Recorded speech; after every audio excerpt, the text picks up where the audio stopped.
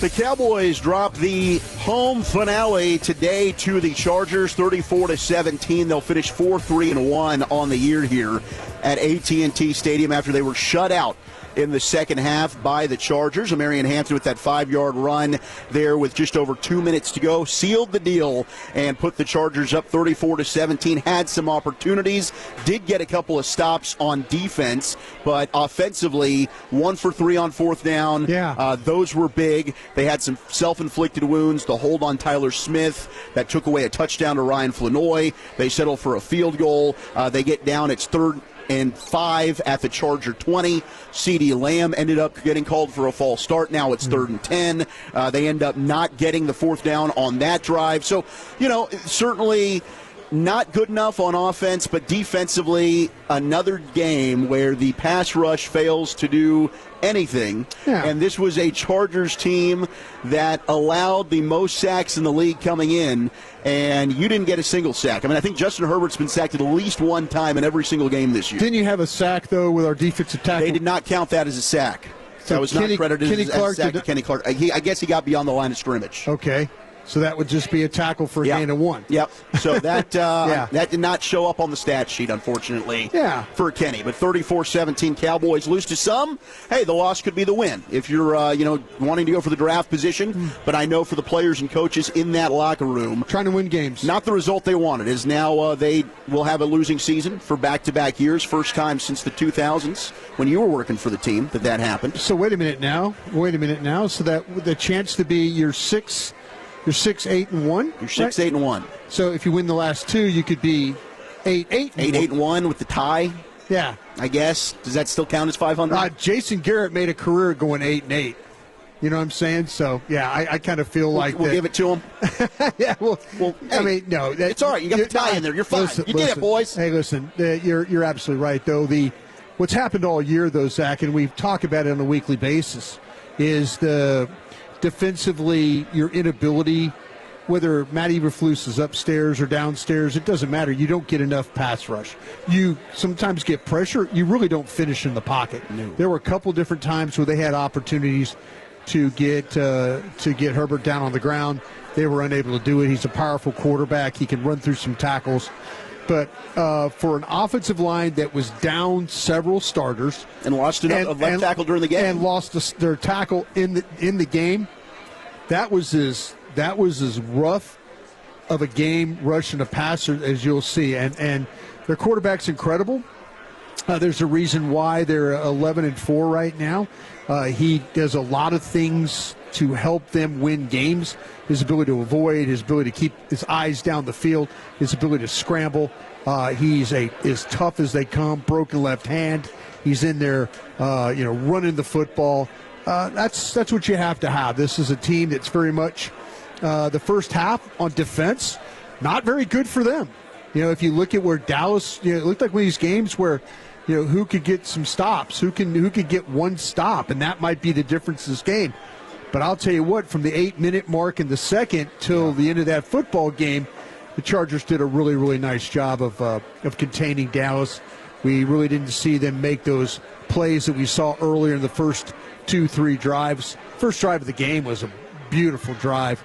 And, to get George Pickens involved the way they were able to do that, I was glad to see that. CeeDee Lamb kind of went quiet on you there. But, yeah, it's a really good football team. And Eric and I were talking about in the pregame that if you were to beat the Chargers, this would probably be the best win of an opponent you had this year. And but unfortunately, though, the defense didn't hold up their part of the bargain, which has been a massive struggle all year long. Yeah, I think it's the 10th time this year, just trying to count it on the fly. That they've given up 30 or more points. Yeah. Not going to win many games doing that. No, not at all. Not at all. Zach Wolchuck alongside the Super Bowl winning scout, Bryan Broaddus here, AT&T Stadium, Miller Lite Field Club here. Postgame show brought to you by Pepsi, made for Cowboys watching. And if you want to use what the pros use, Jack Black is the official men's skincare brand of the Dallas Cowboys. Visit getjackblack.com today. 34-17, Chargers improving to 11-4, as Bryan mentioned. Cowboys now 6-8-1, and they finish 4-3-1 at home here at AT&T Stadium. They come out in the second half. They did hold the Chargers Chargers to a field goal. You're thinking, okay, it's a touchdown game. Then you punt it right back. Well, Chargers go 3 and out. They send it right back to you, and that's when the Cowboys had back-to-back drives where they go for it on 4th down. They're not able to get it. The big one, of course, it's 4th and down. It's 4th and 1 at the Chargers 16, and it was really 4th and inches. I mean, it was a play along the sidelines where George Pickens kind of double catches it, and he was very close to the stick. I don't know if maybe you wanted to go back and look at that, but hey, you dial it up, you hand it off to Hunter Lipke, and they get absolutely stuffed. And I know that, revisionist history will be, hey, a play call, should you have done something different?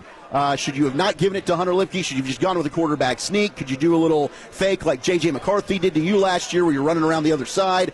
Maybe you give it to Turpin along the edge. I don't know, but that certainly was really the play that kind of tilted things. I kind of felt like off that left side, there was some good momentum when you're talking about Smith and Bass over there blocking. But on that particular play, not a lot of room for Hunter Lipke. It is basically a kind of a fullback blast at the line of scrimmage. There's not a lot of chance for Hunter Lipke to have any type of momentum. It's an offset eye. Dak just turns, hands it to him. You think they're maybe going to run the flip, which is one of those, all of a sudden you do the flip and you get stopped. You're like, why are you taking the ball away from the line of scrimmage?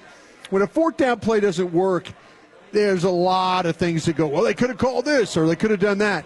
We've seen Hunter Lipke take a handoff in a short distance and get 2-3 yards. So that's thank you, sir. So the thing, usually you see like Hunter Lipke can have some success doing that, but man, he just did not have enough momentum to get forward and get that first down, and that was big in this game. No, it's huge. I mean, and it's just as an offensive line, it's embarrassing when you get stood up like that at the point of attack on a 4th and inches situation, because you're right. I mean, you and I were looking at each other up in the booth, and they changed some things. You don't have Tyler Guyton. Nate Thomas has been banged up, so they decide, you know what, we're going to play Tyler Smith at left tackle. Bass slides in there at left guard. I thought, especially in the first half, the offensive line was having a hell of a day. I mean, Dak's got all day to throw back there. They're moving the football well. Javonte Williams is popping off a couple of decent runs. But that was one where you've got to find a way to get a push for a yard. And unfortunately, now you're going to hindsight second-guess the play caller because it doesn't work. Well, it's kind of really been the Cowboys' season really in one play. In one play. That's the way it went. It's either you're going to get the first or you're going to give up the first. It's been a rough year. I mean, it's just been a rough year from, when you feel like you have some momentum. And you mentioned it just from the jump, the CeeDee Lamb, the motion penalty, things happen to you down in the red zone, and you're like, gosh, I mean, you drive the ball 60, 70 yards, and you get down there, and all of a sudden you have a holding call, a motion call, a sack, a drop, an incomplete. I mean, heck, how about the time they hand the ball to damn Turpin? Or coming around the edge, and it's a one-on-one situation. You're thinking, Turpin make a move and go score, and he falls. And that's really kind of how this season has been for the Dallas Cowboys. There's been some promise. There's been also a lot of, along the way, just some really, really, really poor execution. Yeah, it was, when your best players are some of the ones making the mistakes there, it hurts. And to get shut out. Now, Daniel Jeremiah did make the statement to you guys in the pregame where, they'll hold their water a little bit. Jesse Minter will as a staff, and they'll kind of save some things. And I think you did see credit to the Chargers in the second half. Yeah. Defensively, they did some things that worked. But, again, you got to wonder, they lose a corner. They lose Dante Jackson. Yeah. What I mean, and I think we have this conversation a lot. Why do you stop taking shots down the field to Pickens? There were moments in that game where you felt like Pickens and Lamb were unguardable. I wish I had a really good answer for you, because like we talk about during the week, we break down the offense and defense and talk about this is who I would attack. This is who I go after.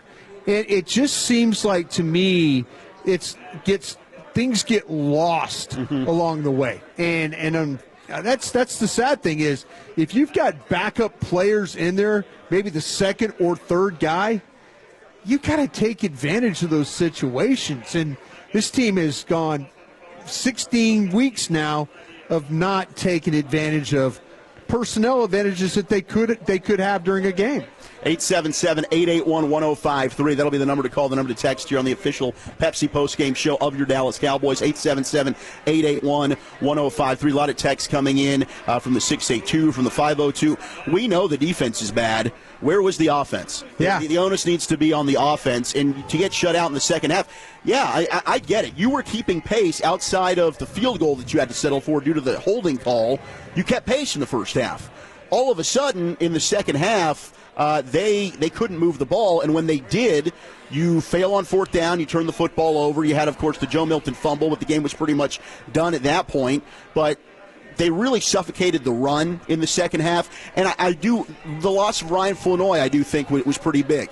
I mean, Flournoy, and hopefully that knee injury is not serious, but he was having himself quite a first half. Should have had 2 touchdowns if it weren't for the holding call. I feel like, though, when that play happened, it was the one where you see him. The fight happened? Yeah, the fight happens. He gets bent up. I thought it was his ankle. I mean, he gets rolled up. Well, he's got his foot in the ground, and you see him go under that, and that ankle got bent pretty severely, and probably the knee was involved with it as well. We all just hope for the best, but man, he was playing really, really well for you at that time. Yeah, you got to hope that's nothing serious. You lose to Marvin Overshone to a concussion. Diggs left the game, was banged up, came back in. Hopefully that's nothing moving forward either. But that's one of the things as you look throughout the remainder of the year, and now you're eliminated after the Eagles win yesterday. You knew you were, of course, coming into tonight. Eagles break that streak of 20 years without a repeat winner in the NFC East. But I get wanting to establish culture, and these are professional athletes, and you want to put good tape out there, and you've got a responsibility to go out and try and win. But, I get the fan perspective, and I think from a front office perspective, the last thing you want to do is lose anybody important that then bleeds into 2026. That's got to be... Well, I'm to that point now, and I'm not interested in listen, I used to sit in that chair where I wanted to win every game, and I think it's important for Bryan Schottenheimer to at least try and get this thing to 500. I think that's important. Now, the media guy in me who loves to draft, and I know you love to draft. Sure. Get that pick. Let me go as far up as that board as I can go and see what I can do there, because I'm just not interested in going on a terrible grass field in Washington and putting a lot of players at risk there if I don't have to. So, and then the next following week, and this is on a short week too, having to go and play this game. Yeah. And I'm not so much interested in going to MetLife and kind of figuring that thing out at the end as well. No, I mean, on our weekly show, the G-Bag Nation, 2 to 7 on the flagship 105.3 The Fan, I kind of felt maybe the finale against the Giants, but I didn't envision anybody sitting a Christmas Day game, national TV, Netflix audience. You'd go out there and try and get the victory. But right. I am concerned. I mean, both teams lost a lot. It's a physical game. You're going to lose players week to week. But at this point now, when really you're not playing for anything but pride, you hate to see players go down, and unlikely that you'll have Overshone. Probably not Flournoy then Thursday against the Commanders. Got this. Cowboys opponents have punted a total of 4 times this month.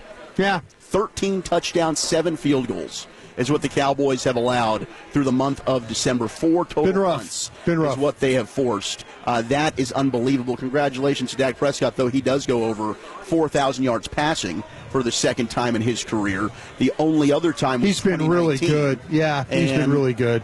Cowboys did not make the playoffs that year either, which certainly interesting. But, yeah, Dak was, the first half, both quarterbacks, and it helps when there's no pass rush, certainly. Yeah. But both quarterbacks looked sensational. Second half, a different story. All right, let's get to your calls and texts. We'll also hear from Bryan Schottenheimer.